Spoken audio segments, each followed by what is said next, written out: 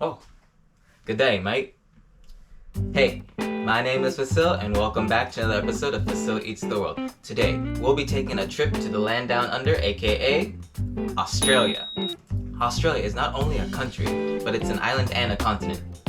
Australia is the 6th largest country in the world, and it's incredibly diverse. It has mountain ranges, it has deserts, it has the Great Barrier Reef, it has tropical rainforests, just to name a few. Australian cuisine is quite unique and evolved over many stages, beginning with the diet of the Aboriginal people, which is called bush tucker, or bush food. Bush tucker consists of food native to Australia, like kangaroo, emu, I'm gonna butcher this, but fruits like quandong, gutjera, and vegetables like local yams. When the British and the Irish started to settle the continent, they brought their cuisine with them. For example, fish and chips, which is still a staple today. Post-war immigration brought Southern Europeans to the continent, and they spread coffee culture. And East Asian immigration has influenced Australian cuisine. Today, we are making Chicken Parmies, also known as Chicken Parmesan or Chicken Parm. Chicken Parmies are exactly what they sound like. Chicken with some cheese. Now, with all that introduction out of the way, let's get to the cooking. 2 chicken breasts. We're gonna cut these into 4 evenly thick pieces. We're gonna transfer that into a bowl. To our chicken, we'll add 1 teaspoon of dried oregano. Next, some sea salt and some black pepper. You're gonna wanna give this a good mix in, and you're gonna wanna really press these seasonings into the chicken, like really get them pressed in. Into a bowl, we'll put 2 tablespoons of flour. In another bowl, we'll crack and mix 1 egg. And in a third bowl, we'll measure out 75 grams of breadcrumbs. And on top of that, we'll grate 25 grams of Parmesan cheese. There we go. So working with 1 chicken at a time, we're gonna dip it into the flour. Make sure everything's coated. Then dip it into the egg. Oh, I remember saying something about like a dry, wet, dry hand thing, which I kind of messed up. Okay, so I guess this is my dry hand. So, okay, I'm gonna try this again with the dry, wet, dry technique. Ta-da! So this time we're gonna go dry, wet, dry. So dry, and then wet, and then dry. That is better. I like that. That's a lot better. Dry, wet, dry, guys. Try it at home. Look at that. Oh, can't wait to fry these guys up. 3 cloves of garlic. Smash! Smash! Smash! Peel. And then you're gonna want to dice them up. Just give these guys a nice little dice like so. Also, what's the difference between dice and mince? Like, I really don't know. So if you could let me know, dice versus minced, down in the comments. Is it like, I'm guessing it's a size thing, if anything, to be honest. But that looks diced. Basil. So you're gonna want to remove the stems, like that. Like that. Go ahead and destem those last couple.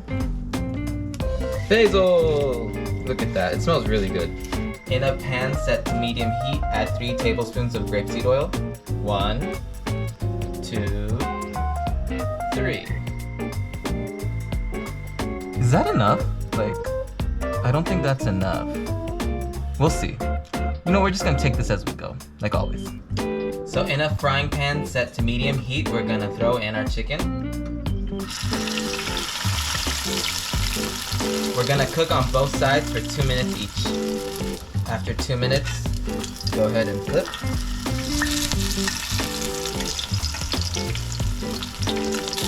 Once that's done cooking, we're gonna remove from the pan. We are then gonna clean out the pan and get it ready for making the sauce. In your saucepan, add 1 tablespoon of olive oil. Go ahead and add your garlic. You're gonna wanna let these guys cook for about 1 minute or until they get nice and fragrant. Now that the garlic has a nice fragrance, we're gonna throw in our tomato passata, or tomato sauce if you're American. Just go ahead and mix that. We're also gonna throw in 125 milliliters of white wine. 1 teaspoon oregano, 1 teaspoon sea salt, and 1 teaspoon of sugar. Go ahead and give that a stir. Throw in some black pepper too, you know? Might as well. You're gonna wanna bring this up to a simmer and let this cook for about 10 minutes or until it's thickened. Now that it's nice and thick, we're gonna remove it from the heat. Throw in about half of your basil and then stir it in. It smells really good. Like, oh, I can't wait to eat. It's time to get ready for baking. So, in our baking pan, we're gonna add a layer of the sauce, enough to cover the bottom. That looks good. Actually, let me do a little more. Yeah, there we go. And then we're gonna put in our chicken, like that, and like that. We're then gonna pour the rest of the sauce over it, like that. Make sure it's nice and spread evenly out. And then we're gonna tear off some fresh mozzarella and just throw that on. You know, just throw on a good couple. I like my food cheesy, so I'm not being, you know, shy with the mozz. Okay, I think that's a lot actually, now that I think about it. Alright, and then sprinkle on a little more of that Parmesan. And then we're going to throw this into an oven that's been preheated to 350 degrees Fahrenheit for 15 minutes. So after 15 minutes, remove it from the oven, and this is what you should have. Oh, it smells so good. Can't wait to dig in. Sprinkle on your remaining basil leaves. I feel like this is a lot. Yeah, that's a lot. I'm just gonna remove this one. Okay, that looks better. And then immediately plate. I'm gonna go for this middle one. And I'm gonna scoop a little more sauce on.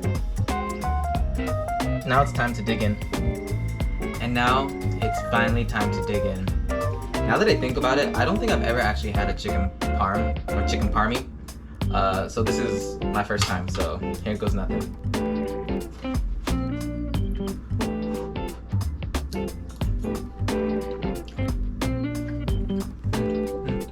This is really good.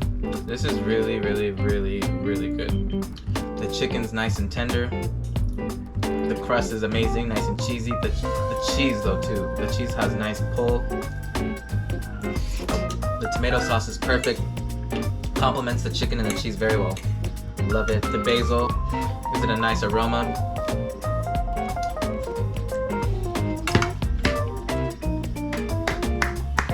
Too spicy? It's not spicy at all actually. I was gonna say it's not too spicy, but it's not spicy at all. There was no spices in it. Like, I mean, it's pretty straightforward. Recently, I've been on a kick of making things with just a couple of ingredients, simple, fast, you know, just throw some things into a pot. Bada bing, bada boom, here we are. The unfortunate thing with this one is there's not really much to say. It's just really good. It's like,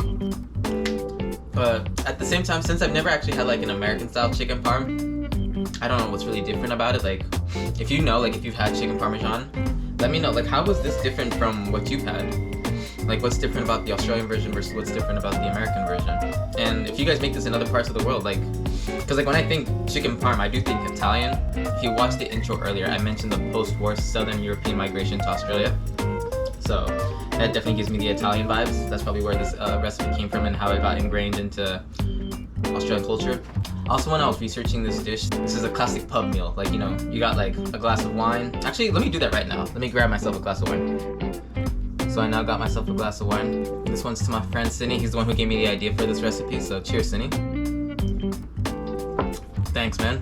This was a great idea. Let me know if I did you proud.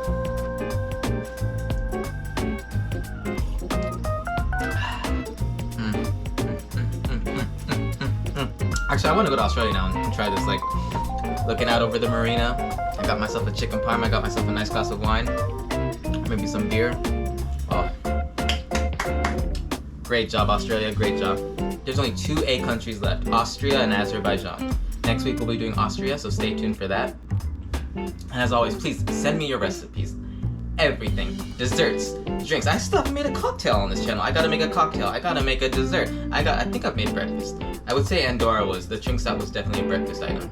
Or I assume it was a breakfast item. Definitely felt like breakfast. Bacon and potatoes and cabbage, yeah. But yeah, breakfast, lunch, dinner, dessert, cocktails, brunch, fourth meal like Taco Bell. I don't know. You send me your recipes and I'll make it.